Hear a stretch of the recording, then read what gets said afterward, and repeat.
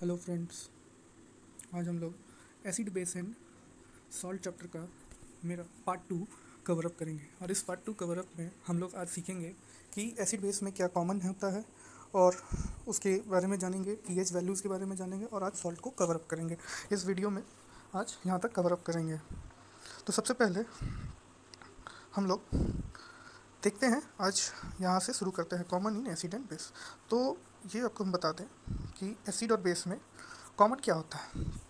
तो जितने भी आप एसिड देखते हैं जिनमें HCl, HNO3 या H2SO4, इन सारे में हम H प्लस आयन कॉमन दिखाई पड़ता है।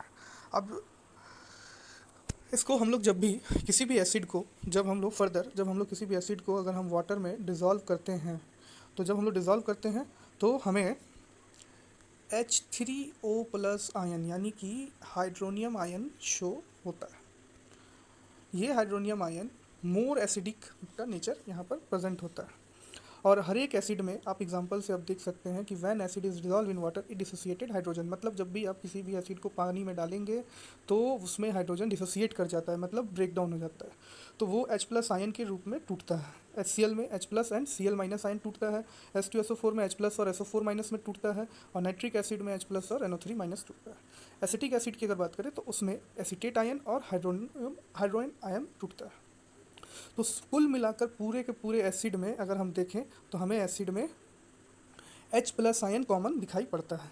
अगर हम यही बात अगर हम बेस में अगर हम देखें तो अगर हम बेस को अगर हम देखें यहाँ पर, तो इस जगह पर अब अगर हम आपको बेस के बारे में बताएं तो बेस पे देखिएगा कॉमन इन ऑल बेस, तो उसमें हाइड्रोक्साइड आयन होता है। क्या प्रेजेंट होता है? हाइड्रोक्साइड आयन प्रेजेंट होता है। और एग्जाम्पल के तौर पर भी देख सकते हैं कि जो NaOH आयन है, यहाँ पर NaOH जो आयन है,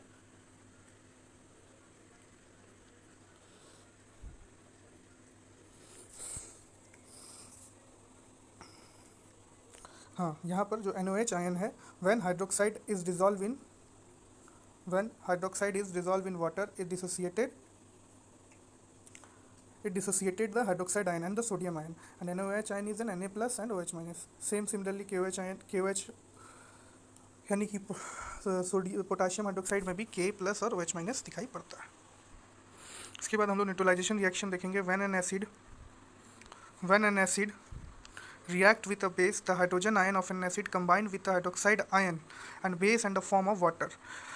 जब हम किसी भी एसिड और बेस को रिएक्ट करते हैं तो हाइड्रोजन आयन और एसिड कंबाइन करके हाइड्रोक्साइड आयन प्रेजेंट होता है। मतलब है कि कहने का मतलब है कि H प्लस अगर हम बेस का हाइड्रोक्साइड आयन हमें मिलेगा और एसिड का H प्लस आयन मिलेगा, और ये दोनों जब ऐड होगा तो H2O मिलता है।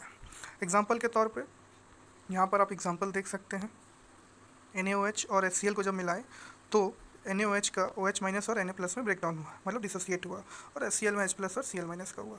तो ये अब यहाँ पर H और OH मिलकर क्या बना देगा? H2O बन जाएगा, और Na प्लस और Cl माइनस मिलकर NaCl बन जाएगा। ठीक है दोस्तों, आगे बढ़ते हैं, स्ट्रेंथ के बारे में समझते हैं। Strength of acid and base, हम कैसे पता लगा सकते हैं किसी भी एसिड का और बेस का कितना स्ट्रेंथ है, यानी कि वही मोटा मोटी अगर हम हिसाब लगा ले तो किसी भी एसिड को हम स्ट्रॉन्ग और वीक कैसे बोल सकते हैं। तो वीक और स्ट्रॉन्ग का जो हम पता लगाते हैं वो पता लगाते हैं H प्लस आयन से, कि अगर किसी भी एसिड में H प्लस आयन कितना डिसोसिएट हुआ है, कितना डिसोसिएट हुआ है। सुनिएगा ध्यान से, डिसोसिएट का मतलब होता है कि एक एग्जांपल के तौर पे समझे कि एक बीकर है और इसमें वाटर है। अब इसमें हम जब एसिड को डालें तो इसमें जो एसिड होता है वो अपना H प्लस आयन पूरे वाटर में डिसोसिएट करता है, यानी कि ब्रेक डाउन होता है। अब ये जितना अमाउंट, यानी जितना H प्लस आयन इसके अंदर में टूट के आएगा, जितना भी H प्लस आयन इसके अंदर टूट के आएगा उतना ज़्यादा स्ट्रॉन्ग कहलाएगा। मैं आपको बता दूं क्या बोलते हैं उसको, स्ट्रॉन्ग एसिड कहते हैं। अब इसमें एग्जांपल में आप सीधा जानते हैं, अगर HCl है तो इसको हम लोगों ने लेबोरेटरी या केमिकली देखा गया है कि जो H प्लस होता है इसमें सबसे ज़्यादा डिसोसिएट होता है। फिर वीक की अगर बात करें तो CH3COOH होता है, जिसमें सबसे कमज़ोर माना गया है। अब इनको एक मेज़रमेंट किया जाता है, यानी एसिड और बेस को हम लोग pH के आधार पर हम इसमें मेज़रमेंट करते हैं। अब ये pH क्या है तो हम यहाँ देखिएगा, pH stand for power of hydrogen ion concentrated, मतलब कि जो सोल्यूशन में हम जो भी बता रहे थे कि किसी भी सोल्यूशन में जब एसिड डालते हैं तो जितना H प्लस आयन होता है, और जब इसमें वो ब्रेक डाउन होता है तो जितना उसका वो पावर, यानी कि जितना नंबर्स ऑफ हाइड्रोजन आयन, यानी नंबर्स ऑफ जितना हाइड्रोजन आयन होगा उतना ही ज़्यादा वो क्या होगा, पावर ऑफ हाइड्रोजन उसका स्ट्रॉन्ग होगा और वो एसिडिक कहलाएगा। अब इसको नापा जाता है 1 से लेके 14 तक।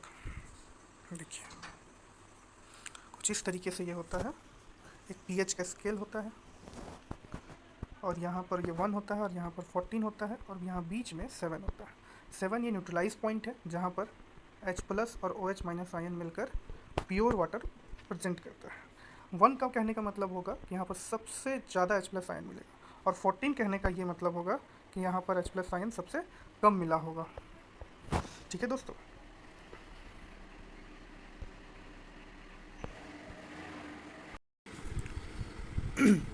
यहाँ पर जो pH वैल्यू है वो पावर ऑफ हाइड्रोजन से रिलेटेड होता है। और इसी पर अभी आप देखिएगा कि यहाँ पर जो न्यूट्रल सोल्यूशन है, यहाँ पर ये जो न्यूट्रल सोल्यूशन है, न्यूट्रल सोल्यूशन का मतलब होगा कि pH वैल्यू 7। अब अगर हम एसिडिक सोल्यूशन की बात करेंगे तो इसमें जो pH वैल्यू होगा वो लेस देन 7 होगा। यहाँ पर आप देख सकते हैं for acidic solution the pH value is less than and the basic solution pH value is more than 7। तो यहाँ पर यही दो ये pH वैल्यू, यानी कि इससे ये पता चलता है कि जो pH का जो नंबर होता है, जो हम अभी आपको थोड़ी देर पहले बता रहे थे कि जो 0 से लेके यानी कि 1 से लेके जो 14 होता है, तो 1 से लेके जो 14 होता है इस बीच में जो 7 होता है, ये जो होता है ये एक न्यूट्रल पार्ट होता है। अब ये जो न्यूट्रल पार्ट है ये क्या होता है कि अगर हम 7 से अगर इस और बढ़े, यानी कि 7 से 6, 5, 4, 3, 2 की ओर बढ़े, तो यहाँ पर इंक्रीज़ होगा, एसिडिक जो होगा वो इंक्रीज़ करेगा। और अगर हम 7 से 8, 9, 10 और 14 की ओर बढ़े तो इसमें डिक्रीज़ होगा, एसिडिक नेचर डिक्रीज़ होगा। लेकिन हाँ, ये ध्यान में रहे कि जो बेसिक है वो इंक्रीज़ होगा, क्योंकि एसिडिक कम होते जाएगा और बेसिक नेचर बढ़ते जाएगा। आ रहा है बात समझ में? आगे बढ़ते हैं। इसके बाद इसी चीज़ों को, वो जो अभी ये पूरे स्टेटमेंट में यही चीज़ को समझाया जो मैं अभी आपको समझा रहा था, ये वो फिगर से आप समझ सकते हैं। यहाँ पर मैं आपको एक फिगर को यहाँ पर दिखा रहा हूँ, देखिएगा। मैं 7 जो है ये न्यूट्रल हो गया, 7 से जो 7 है यहाँ पर ये न्यूट्रल पार्ट हो गया, और 7 से अगर आप इस तरफ बढ़ेंगे तो H प्लस आयन डिक्रीज़ करेगा, लेकिन जो OH माइनस आयन है भाई साहब ये तो भाई बेसिकली इंक्रीज़ करेगा। और अगर हम इधर देखें एसिडिक नेचर में तो ये जो है इधर इस तरफ इंक्रीज़ करेगा, मतलब 7 से अगर इधर जाएँ तो एसिडिक घटेगा, इधर जाएँ तो एसिडिक बढ़ेगा, लेकिन अगर इस और जाएँ तो बेसिक बढ़ जाएगा और इस और जाए तो बेसिक घट जाएगा। तो ये आप इस कॉन्सेप्ट को याद रखिएगा। Importance of pH in everyday life, इस पार्ट को हम अगले वीडियो में कवर अप करेंगे। आज का जो इम्पोर्टेंट था, जो वीडियो में टारगेट था हमारा कवर करने का, वो है सॉल्ट। फिर हम और जो भी चीज़ें हैं वो उसको हम लोग नेक्स्ट पार्ट में कवर करेंगे। तो चलिए सॉल्ट स्टार्ट करते हैं। सॉल्ट देखिए, सॉल्ट जो होता है, salt are ionic compound which are produce after a neutralization reaction between acid and base. सीधा सा है, सॉल्ट आर इलेक्ट्रिकली न्यूट्रल होगा क्योंकि इसके अंदर एसिड और बेस के दोनों ही आयंस का प्रेजेंट नहीं रहता है। यानी कि अब अगर आप बात करें तो जैसे अगर आप देखें, एक एग्जांपल से आपको समझाते हैं। मान लीजिए HCl है और NaOH है, एकदम बेसिक सा बात। इसको अगर हम डिसोसिएट करें तो ये होगा H प्लस और Cl माइनस। तो एसिड में आपको बहुत अच्छे से पता है कि यहाँ पर H प्लस आयन प्रेजेंट होता है, और NaOH आयन्स को अगर हम डिसोसिएट करें तो ये होगा Na प्लस और OH माइनस, यानी कि बेस में OH माइनस आयन जो होता है वो कॉमन आयन के रूप में प्रेजेंट होता है। अब इनमें क्या होता है कि ये जो H प्लस और OH माइनस ये दोनों मिलकर पानी बना लेता है। मतलब ऐसा समझे कि H प्लस एक कहानी से आपको इसको बहुत अच्छे से समझाते हैं। मान लीजिए कि HCl एक कंपनी है जो आप जानते ही हैं, और NaOH एक कंपनी है। HCl में से H प्लस और Cl माइनस मिलकर एक कंपनी स्टार्ट किया। किसी कारणवश इन दोनों में कोई झगड़ा या कोई विवाद हुआ और ये दोनों अलग हो गए। अलग होने के बाद ऐसा हुआ कि एक दिन चाय की टपरी के सामने ये H प्लस चाय पी रहा था, और जो Cl माइनस के साथ तो अब इनका झगड़ा हो गया है, अब इनसे तो बातचीत हो नहीं रही है, तो ये तो अलग है उनसे। और कुछ इसी प्रकार का NaOH कंपनी भी जो चल रही थी, उनमें भी झगड़ा की वजह से ये दोनों अलग हो गए। अब भाई साहब ऐसा हुआ कि चाय की टपरी में जिनके पास काम नहीं होता है या थोड़ा हालात होता है, टेंशन में रहते हैं, तो थोड़ा लोग स्ट्रेस फ्रीज करने के लिए चाय पीने के लिए एक टपरी पे जाते हैं। और वहाँ पर समझिए कुछ ऐसा कि H+ को OH- एक बार दिखाई पड़ा। ये दोनों ही एक दूसरे के सामने थे और एक तरीके से समझे कि ये चाय पीने के लिए दोनों ही गए हुए थे, और ये दोनों एक दूसरे से बात हुआ। अब ये दोनों काम की तलाश में थे, अब इन दोनों से परिचय हुआ और ये दोनों मिलकर एक नया काम तलाश किए और उस नए कंपनी का जो नाम पड़ा वो H2O, और इनकी जो लाइफ है वो टोटली लिक्विड की तरह चलने लगे, यानी लिक्विड मीन्स स्मूथली अब इन लोगों की जो कंपनी है अब ये चलने लगी। अब भाई साहब इसके पीछे जो कहानी है, अब इसके पीछे जो यहाँ बच गए Na+ और Cl-, अब ये लोग कहाँ रुकने वाले थे, और ये दोनों मिलकर भी नया कंपनी बनाया और इसका नाम पड़ा NaCl। ठीक है, तो यही है मोटा मोटी एक स्टोरी, थोड़ा फ़नी है। तो NaCl और H2O प्रेजेंट होता है और NaCl यहाँ पर ये सॉल्ट होता है। तो कुल मिलाकर यही समझा जाए कि जब भी कोई भी एसिड बेस के साथ रिएक्ट होगा तो NaCl और H2O का फॉर्मेशन होगा। किसी समझ रहे हैं? अब यहाँ पर अगर हम सॉल्ट के कैरेक्टरिस्टिक्स को देखें तो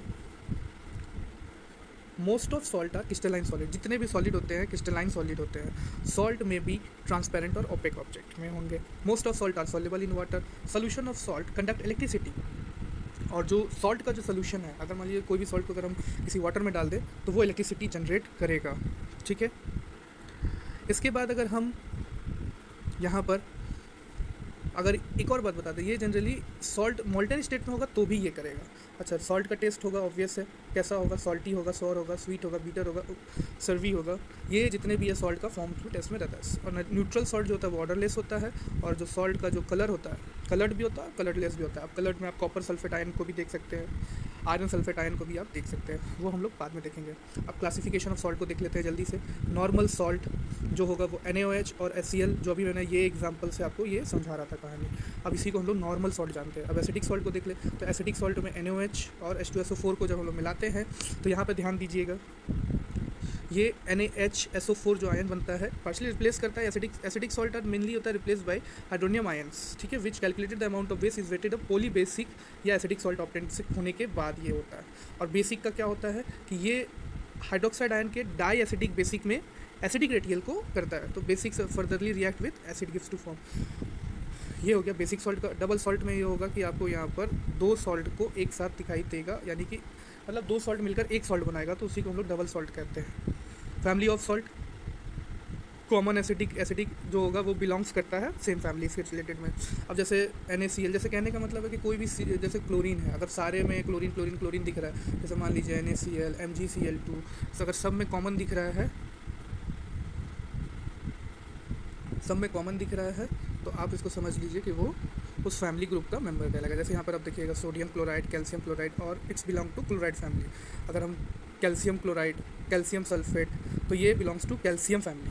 zinc chloride, zinc sulphate, it's belong to zinc family. मतलब है कि जो कॉमनली जिसमें वो कॉमन जितने भी होंगे सारे प्रेजेंट होंगे, उसको हम लोग वो नाम से जाने जाएंगे, उस फैमिली के नाम से बोले जाते हैं। Acid base and neutral salt के बारे में पढ़ लेते हैं। न्यूट्रल सॉल्ट आपने अभी देखा, न्यूट्रल सॉल्ट का ऐसा होता है कि स्ट्रॉन्ग एसिड और स्ट्रॉन्ग बेस को जब हम लोग मिलाते हैं तो ये न्यूट्रल सॉल्ट प्रेजेंट होता है। और अगर इसका एक और अगर वर्जन को समझे तो ये वीक बेस और वीक एसिड के मिलाने से भी न्यूट्रल सॉल्ट का फॉर्मेशन होता है। दूसरा एसिडिक सॉल्ट को अगर हम समझें तो एसिडिक सॉल्ट में क्या होता है कि इसमें आप एक स्ट्रॉन्ग एसिड लेंगे। मेनली क्या होता है कि हम लोग स्ट्रॉन्ग एसिड लेते हैं और वीक बेस लेते हैं, स्ट्रॉन्ग एसिड और वीक बेस। तो जब ये स्ट्रॉन्ग एसिड होगा तो इसीलिए एसिडिक सॉल्ट कहलाएगा, सिंपल सा है। और अगर यही को अगर हम समझे, अगर हम स्ट्रॉन्ग बेस ले लिए और वीक एसिड ले लिए, तो इसमें इस बार कौन सा स्ट्रॉन्ग हो गया, बेस, तो इसलिए कौन सा सॉल्ट कहलाएगा, बेसिक सॉल्ट। ठीक है, वीक एसिड और स्ट्रॉन्ग बेस का ये मोटा मोटी हिसाब किताब इसमें लगा हुआ है। अब इनमें pH से भी इसको समझा जा सकता है। अब वही है कि अगर ये एसिड होगा, अगर ये एसिड होगा यानी कि एसिडिक सॉल्ट होगा, तो इसका जो pH जो आएगा वो क्या आएगा, वो pH आएगा <7 आएगा। ठीक है, और अगर यही बेसिक सॉल्ट होगा तो इसका पीएच क्या आएगा, इसका पीएच ग्रेटर देन 7 आएगा। ठीक है, तो ये हो गया वैल्यू ऑफ सॉल्ट। अब उसके बाद हम लोग कॉमन सॉल्ट और बाकी सारी चीज़ें अब नेक्स्ट वीडियो में कवर अप करेंगे, जो इम्पॉर्टेंट सॉल्ट हैं जिनके बारे में हमेशा से बोर्ड्स में क्वेश्चन पूछे जाते हैं। आप इस साल का देख लो या प्रीवियस देख लो या कोई भी साल में, सॉल्ट का इम्पॉर्टेंट सॉल्ट से क्वेश्चन हमेशा लगातार पूछे गए हैं। तो इस सब क्वेश्चंस को हम लोग नेक्स्ट वीडियो में कवर अप करेंगे, और एक इम्पॉर्टेंस ऑफ पीएच वैल्यू ये भी हम नेक्स्ट वीडियो में कवर अप करेंगे। आज के लिए इतना ही, उम्मीद करते हैं कि आपको समझ में आया हो।